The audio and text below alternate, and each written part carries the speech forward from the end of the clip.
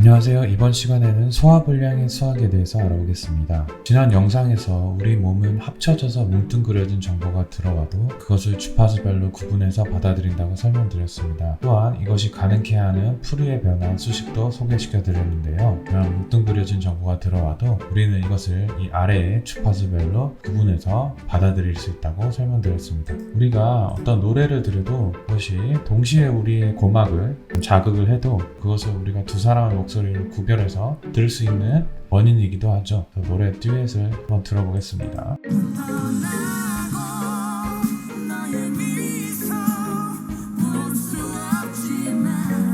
잘 들으셨죠?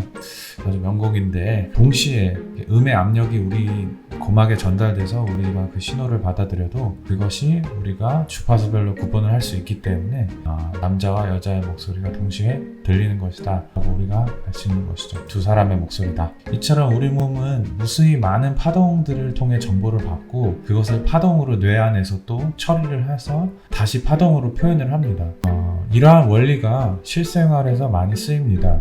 예를 들면 핸드폰을 통해서 우리가 상대방의 목소리를 아주 잘 들을 수 있는데요. 하지만 엄밀히 말하면 이것은 목소리가 아니고 핸드폰 기계가 내주는 스피커 소리죠. TV에서 나오는 연예인 목소리도 마찬가지고 마이크를 통해서 우리 목소리가 짧은 주파수 성분부터 긴 주파수 성분의 파동까지 무수히 많이 다른 각기 모양의 파동으로 동시에 전달이 되는데 그것이 마이크를 통해서 전기 신호로 저장이 되었다가 다시 증폭기를 통해서 전기 신호가 소리로 우리 귀에 전달이 되는 것이죠. 그래서 우리가 전기 신호를 저장을 할 때 그 앞에 개수, 그러니까 그게 얼마나 많이 들어있냐 이것만 숫자만 알고 있으면 그 숫자만 딱 저장을 했다가 그것이 우리가 마치 음식을 만들 때 순수 재료에서 뭐 설탕 몇 스푼, 소금 몇 스푼 레시피가 있는 것처럼 그 소리를 내고 싶으면 컴퓨터가 그 순수 주파수 성분을 알맞게 모두 섞어서 내보내면 그 소리가 다시 재현이 되는 거죠. 아주 그것도 정확하고 전달력이 좋게. 그래서 오늘은 좀 더 구체적으로 우리 몸이 실제로 이러한 파동을 통해서 어떻게 정보를 주고받는가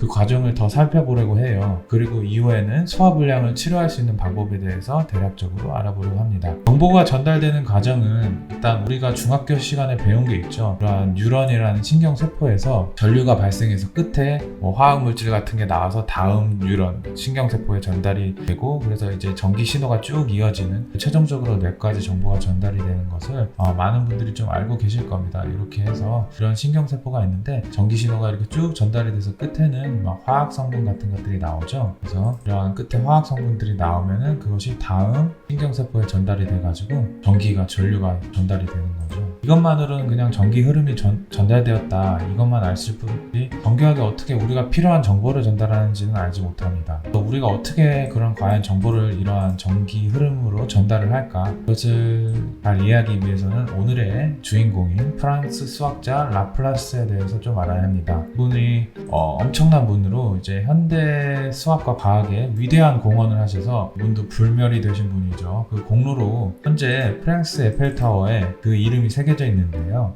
이분의 이름을 딴 수식인 라플라스 트랜스폼이라는 수학 변환 공식인데 수학 공식은 이렇게 생겼어요. 요지는 여기 뒤에 있는 이 자연수의 그 상수 지수승으로 자연수 2의 지금 t의 마이너스 지수승으로 표현된 것이 있죠. 이것은 이 전번에 알아봤던 퓨리의 수식과 뒤에 저게 붙어 있는 거예요. 퓨리의 수식에는 그 파동 자체가 무한하다고 생각하고 이게 이어지는 꾸불꾸불한 파동 모양을 갖다가 우리가 수식으로 많이 활용을 했는데 실생활에서는 파동이 이렇게 시간상 무한히 존재하는 경우는 거의 없죠. 그래서 그것을 보정해준 값인데 우리가 바다에서 물장구를 친다고 그 물결 파동이 지구 반대편까지 도달하진 않잖아요. 물놀이를 해도 우리가 파동이 생기는데 이러한 파동이 생긴다고 하더라도 이게 쭉 어느 정도 가다가 멈추죠. 그래서 우리가 마찬가지로 탱탱볼을 갖고 놀다가도 어느 순간에 이제 탁 놓으면은 탱탱볼이 튕기다가 바닥에 이제 멈추죠. 그래서 이러한 자연상수 2의 어떤 시간에 따른 지수승을 표현하면 이렇게 감소하는 모양인데요. 이게 왜 자연상수 2냐 하면 실제로 이게 방 온도가 이 아래 점선이면은 우리가 뭐 뜨거운 커피를 갖다 놓으면은 그 감소하는 양상이 그것을 이렇게 자연상수처럼 이렇게 씻는다는 것이죠. 자연에 존재하는 것 중에 뭐 방사능도 그렇고요.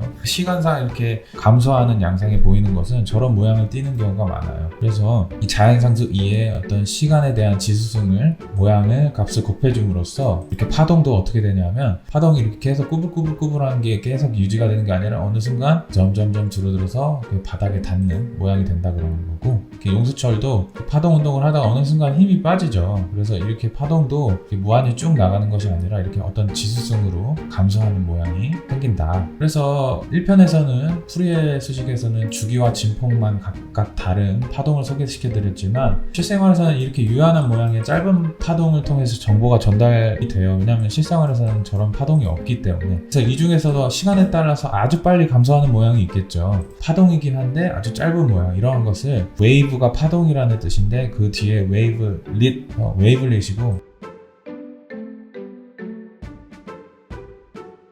심전도를 표현할 때 이런 게 많이 관찰이 되죠. 심전도라는 건 이제 심장의 어떤 정기적인 흐름을 바깥에서 측정한 것인데, 이런 것들을 보면은 어떤 웨이블렛, 어떤 짧은 신호로 전달이 되죠. 이게 시간상 무한히 존재하는 게 아니라 짧게만 존재하죠. 그래서 이번 시간에 웨이브 모양, 그러니까 파동 모양의 어떤 긴 지속이 되는 그런 것들은 어떤 일정한 정보가 긴 시간 유지되는데 아주 유리하다고 설명을 드렸고요. 예를 들어서 우리가 원하는 TV 채널이 있잖아요. 우리가 TV 채널을 다 이렇게 돌릴 때마다 우리가 보고 싶은 채널이 다르기 때문에 우리가 돌리는 건데, 다른 채널로 돌렸는데 이전 채널의 어떤 정보나 그런 어떤 화면이 조금 이렇게 옮겨져 온다거나 이러면은 우리가 되게 불편하겠죠. 그래서 이 채널별로 주기 성분을 달리하면은 우리가 이제 그게 섞이지 않고 볼 수 있는 거예요. 그리고 마찬가지로 FM 라디오도 이 프리퀀시 모듈레이션의 약자인데, 말 그대로 이러한 주파수별로 주기 성분을 달리해서 라디오 방송국 채널을 다른 방송국 채널들과 이렇게 분리를 해서 각 채널마다 방송사가 다른 거죠. 그래서 우리가 정보가 섞이지 않게 하는 거고, 저번 시간에도 이제 말씀드렸지만 이런 핸드폰,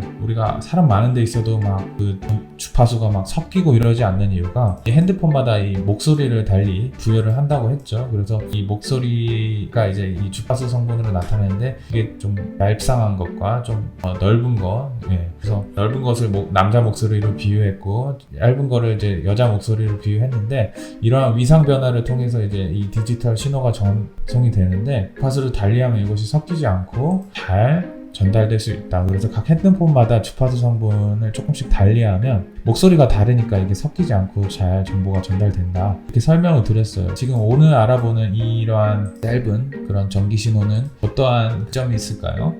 웨이블렛은 일단 결론부터 말씀드리면 시간상 빠르게 변화하는 것들을 표현하기에 적합해요. 1초 안에 5번의 어떤 웨이블렛이 있었다. 그러면은 1초 안에 5번의 어떤 신호가 있는 것을 우리가 정확히 셀 수 있죠. 근데 파동은 계속 이어지니까 이게 몇 개가 시작되고 끝났는지 정확히 알기 어렵잖아요. 그래서 이거는 실제로 우리 몸에 어떤 자극을 줬을 때 그 자극의 세기에 따라서 이러한 신호가 어떤 거는 뭐 1초 안에 4개, 이거는 1초 안에 뭐 여러 개, 8개 정도 될 것 같네요. 이건 1초 안에 굉장히 많죠. 그러니까 이것을 우리가 영어로 레이트 코딩이라고 하는데, 뭐 예를 들어서 우리가 빠른 속도로 막 달릴 때 우리가 느끼는 그 속도감이 다르죠. 오픈카를 타고 스포츠카를 타고 싹 세게 달릴 때와 그러니까 우리가 느끼는 속도감과 아주 느릿느릿 세발 자전거를 탈 때 그런 느린 속도를 우리가 체감상 느낄 때 머릿속에서 이러한 레이트 코딩 방식으로 웨이블렛을 이용해서 웨이블렛을 측정을 하면 다르겠죠. 초당 10개는 느린 속도를 표현하는 거고 시간상 막 한 100개, 1초당 100개의 신호를 우리가 느꼈다. 그러면 그것은 우리가 뇌에서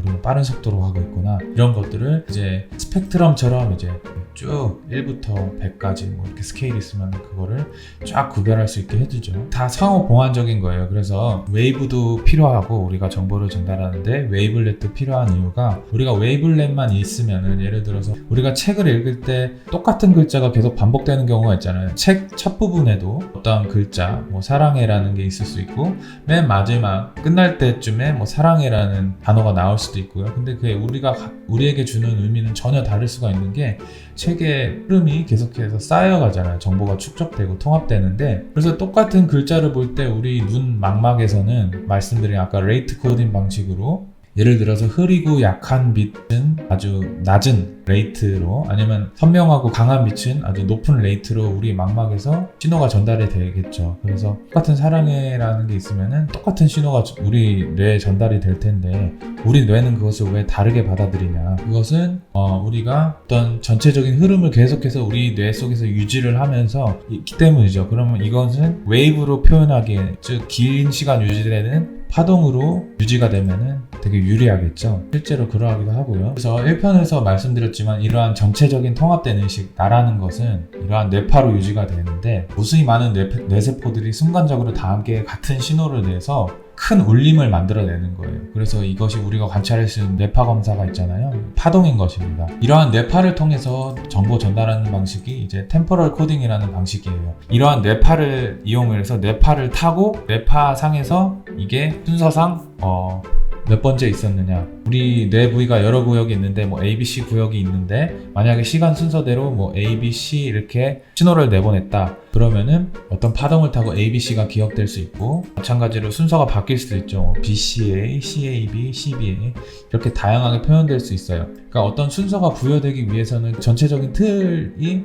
있어야 해요. 전체적인 틀을 유지하는 거는 파동이고, 파동 안에서 어떤 순서가 생길 수 있겠죠. 그래서 이를 통해 우리는 공간상의 순서나 작업 순서를 기억을 할 수 있겠죠. 실제로 이 G의 뇌세포를 관찰한 것인데요. 이것이 어떤 공간을 방문했을 때 실제로 시간상의 순서대로 나타나고, 이것이 잘 때도 이거 막 흐트러지는 것이 아니라 이 순서 그대로 나타난다고 알려져 있어요. 그래서 우리가 잘 때 우리가 꿈을 꾸잖아요. 이 꿈을 꾼다는 것 자체가 우리가 그 꿈을 어느 정도 이해할 수 있죠. 꿈에서 어디를 방문했다, 어릴 때 나의 모습을 떠올렸다, 이런 것들이 순서가 어느 정도 우리가 이해할 수 있는 게, 그것이 막 뒤죽박죽 되지 않는 이유가 이 뇌세포들이 이제 시간상으로 이제 순서상으로 이제 신호를 내보냈기 때문에 그것을 우리가 순서상의 정보를 유지를 할 수 있는 것입니다. 웨이브는 더 통합된 더 긴 흐름의 정보를 전달하게 용이하고, 웨이블렛은 우리에게 어떤 급격한 변화 값을 측정하는데 각각 유리하게 해줍니다. 그리고 레이트 코딩은 웨이블렛을 이용한 것이고요. 그다음에 템포럴 코딩은 웨이브를 이용한 것이라고 단순화해서 이해하면 쉽습니다. 그래서 우리는 태아 때 처음 수정될 때 하나의 세포로 시작을 하죠. 그리고 대략 60조 개의 세포로 분열을 하는데 그 똑같은 세포가 분열을 계속 하는 거예요. 그래서 우리가 그렇게 이제 성인이 됐을 때 어떠한 한 세포를 떼어내도 우리 의식이 사라지진 않죠. 뭐 뇌종양 수술도 하고 장기 이식도 하고, 그래서 예전에는 영혼이 심장에 있다고 믿는 사람들도 있었겠지요. 근데 심장을 요즘에 이식해도 그 사람의 마음이 합쳐지고 그런 건 없죠. 그리고 세포 사이엔 위아래가 없기 때문에 뇌 또한 마찬가지로 뇌세포가 많이 죽죠. 그리고 새롭게 자라나기도 하고 수술도 하고 뇌 조직 검사도 하고 막 수백 개의 세포를 뇌에서 떼어내도 무리가 없어요. 나라는 의식은 한 세포에 있는 것이 아니라 이것들이 서로 공명하며 만들어내는 어떤 화음인 뇌파에 있는 것입니다.